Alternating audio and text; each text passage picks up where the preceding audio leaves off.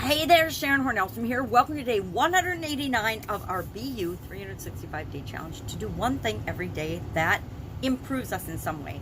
This month, the month of July, the segment, we're focusing on the contribution area and aspect of a life framework that I've used for at least 4 decades now. Sometimes religiously, very, very well, meaning I stuck to the life framework in terms of how I live my life, how I set my goals. And then for a few decades in between there, I let certain things slip and then was reminded following a sudden cardiac arrest that it's very important to take care of and consider different areas and aspects of your life that you might be tempted to ignore when life gets busy. Life gets in the way, other things distract us and get our attention.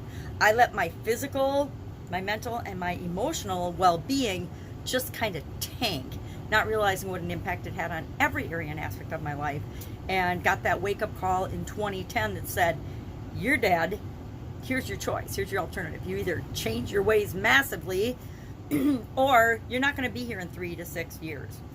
And so I decided I was going to beat that statistic and made massive lifestyle changes. Went back to living along the lines of the life framework. Now, I use the Tony Robbins, and I'm sure he got it from someone else, but I use the framework that I learned in one of his very early programs, literally 4 decades ago.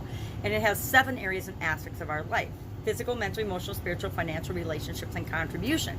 Thus, we're following that with this year's annual challenge. That framework, since I've got a lot of personal experience and I've helped a lot of other people use that type of framework to take back control of their life and create the life that they want and that I want. But last year, following the pandemic, it was just kind of a weird discombobulated feeling. And I said, okay, I want to go out and get some coaching for myself. I hadn't been involved with coaches for a few years, and I thought, I'm going to see what's out there. I'm going to get involved with something that I'm attracted to, that feels right for me. So I joined a program that talks and shares about NLP, core skills of communication, confidence, etc., things that positively impact all the other areas and aspects of our life. So I added 2 new areas to my personal life framework. I added confidence and communication, and we will talk about those each for a month over the next couple of months. But right now we're working on contribution, and our topic for today is with respect to contribution, we want to think of this: the value of time versus the value of money, or time or money, or what is more valuable. What are you, and my action item for today, I actually had share your thoughts on how time and money compare, but I changed my mind. And my question today is, think about, what are you more likely to give to the world or contribute or donate? Your time, your physical time and energy, or money? And actually we're going to talk about energy tomorrow because I think it's such a huge topic with respect to contribution. But today let's think about time versus money. Now, I will admit, the older I get, the more valuable I think time is. Why? Well, I had that wake-up call, that death experience, and number 1, and number 2, I realized that the older I get, less time and less time I actually have. None of us are guaranteed a certain amount of time here on the planet. As far as a day goes, we all have the same exact 24 hours in a day, and it's up to us to prioritize and decide how we're going to spend that. And I think that's why time is more valuable, or seems or feels more valuable to me than money, because I can always make more money and I can always find ways to give value and get money back in return. But I can't make more than 24 hours in a day, right? For myself, for my own personal being, I only get 24 hours and I have to decide what I'm going to do with it. So I am a lot more deliberate. I wanted to say selfish, but it's not selfish. I'm a lot more deliberate in how I spend my time these days than I used to be, right? I used to just go through the motions of every day, and whatever happened, happened. Not the best way to go through my life. At least that's what I found for me. So I'm going to share 10 ways that we can value our time. I looked this up and I thought, okay, well, this is good, because a lot of us, especially the younger we are, the more it feels like we have forever. And sometimes we do, sometimes we don't, right? Life happens all the time, and we never know what's going to happen. So I think we want to remember that it is a scarce resource, and we need to choose how we're going to allocate our time, what our priorities are going to be. So number 1, 10 ways to spend our time, or to value your time, is to carve out time to plan ahead. How many of you plan ahead? How many of you plan out your schedule, your week, your months, your years, and have goals, long-term goals, short-term goals? Number 2, limit distractions. That is a biggie, because guess what? Everything on the planet is vying for our attention. Social media, television, I remember the days where there were 4 television channels and then the public television channel. So there were maybe 5 in our area, and we lived by a big metropolitan area, by the Minneapolis area and St. Paul, Twin Cities of Minnesota. So we had 4 television stations, and there was programming, but everything was on a set schedule, right? It was planned ahead in a set schedule. So every Sunday night you watched the Disney Channel, Disney movies as a family, etc. Things like that. And there were a few shows, but nothing compared to the literally thousands of channels and things that are available, streaming, shows. All the shows we watched as kids are available on all the different channels, the cable channels, the satellite TV, the streaming services, movies. I don't think you could ever watch all of the movies that are available on Hulu, Netflix, what's the other ones? Popcorn Time. There's so many of them I've lost count, but I remember Netflix was one of the first ones that I started to participate in because I am a movie watcher. I enjoy movies more than shows and series, probably because we were trained when we were younger that if you wanted to watch a series, there were no reruns for it, right? You watched it every Thursday at 8 or every Friday at 7 or whatever time the show was on. You had to be available to watch it, which was training us to show up on a particular schedule for things, mostly so we could watch advertising for those shows. So limit distractions. Number 3, you can do anything but not everything, right? That's why we have to set priorities and pick and choose. What are we going to give our attention to? What are we going to spend our time on? Who are we going to build relationships with? What are we going to share with the world? What are we going to learn? What are we going to study? How are we going to grow, etc.? Number 5, sleep's important. We got to sleep. I had a terrible night's sleep last night, so this one really hits home. 6, learn to say no. And I will admit, the more I value my time, the easier it is to say no. The more I understand my priorities and what's important to me, and that's why we talk about it every month versus, for each area and aspect of our life, we talk about what are my priorities with respect to contribution.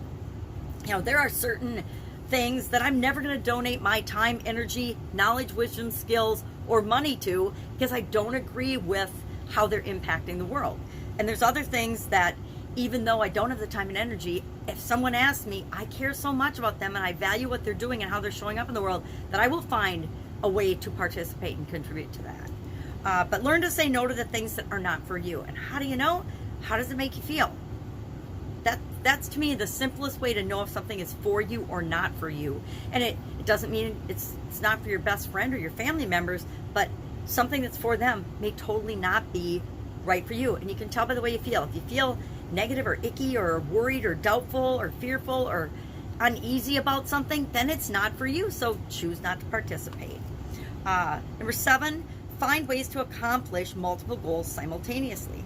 I think I've shared this in the past. I do affirmations when I do other things. Now I tie them to activities that I've already made a habit of doing, like brushing my teeth. Every morning, as I'm brushing my teeth, I do affirmations. Might sound weird, but guess what? It works for me, and it helps me to not only accomplish my goals in one area, I've got to brush my teeth, right? Every morning and every night. So I might as well add an activity that adds other value to my life as well. Sometimes I do exercises too while I brush my teeth and I do my affirmations. I also do affirmations while I'm doing my face in the morning and my hair, etc. And those I use through my phone. I just listen to them. I don't and then repeat them in my mind. Anyway, number 8, be purposeful with your actions. If you're going to do something, do it on purpose. Don't just randomly be willy-nilly and do however the wind blows, you go and make choices and decisions and you go along with the crowd and everything. Make sure that you are doing what you're doing on purpose. And I think we all go through phases in our life where we're just kind of flowing along with other people and with other things. I remember in corporate America, I was much more likely to go along and selectively and carefully pick and choose what I stood up for and resisted versus in my personal life. Number 9, surround yourself with people who value their time. Because guess what? People who value their own time will also respect and value your time. And number 10, don't think of failure as wasted time. And this is one I had to learn. And I'm working with my kids and again with my grandkids when they get a little older to realize that just because we make a wrong choice or something doesn't work out the way we want it to, or we find ourselves in a difficult situation, doesn't mean we've wasted our time. We've gone through that process, and it's taken that amount of time for us to realize that it isn't right for us. And it's not a failure. It's not a waste of time. And we see this in relationships a lot. And I'm not going to lie. I feel like I wasted 25 years of my life being married to somebody that wasn't right for me. And I don't anymore. But at first, when we first got divorced, I was like, why did I waste all my time with this person when I could have found a person that was better for me and would have been better with my kids and our family situation, etc. And mostly it was because I was scared and I was fearful, right? That's part of the reason we stay stuck. It took me, and it's hard to admit, 25 years to admit and decide that I deserve better, and the kids deserve better, and we all, and even my ex deserved better, right? He deserved someone that he was better suited with. So I can look at that as wasted time, or I can look at all the things I'm grateful for, all the things I gained by that relationship, all the things I learned from that relationship, and some of them were really painful lessons, but other things were awesome, right? Nothing is ever black or white, good or bad, positive or negative. There's degrees of it, and I get to pick and choose what I want to keep out of that, and it's never wasted time. It's always for our benefit, even if it doesn't feel like it. So our action item today, again, is share. What are you more likely to do? Contribute time or money right now to add value to the world, to make the world a better place? Share that in the comments below. Questions, hit me up. Thoughts, comments, concerns. If you think I'm all wet on some of this, please, please, please tell me, because it's just my opinion and my experience that I'm sharing, right? All right, have an awesome day, and I'll, of course, be with you tomorrow.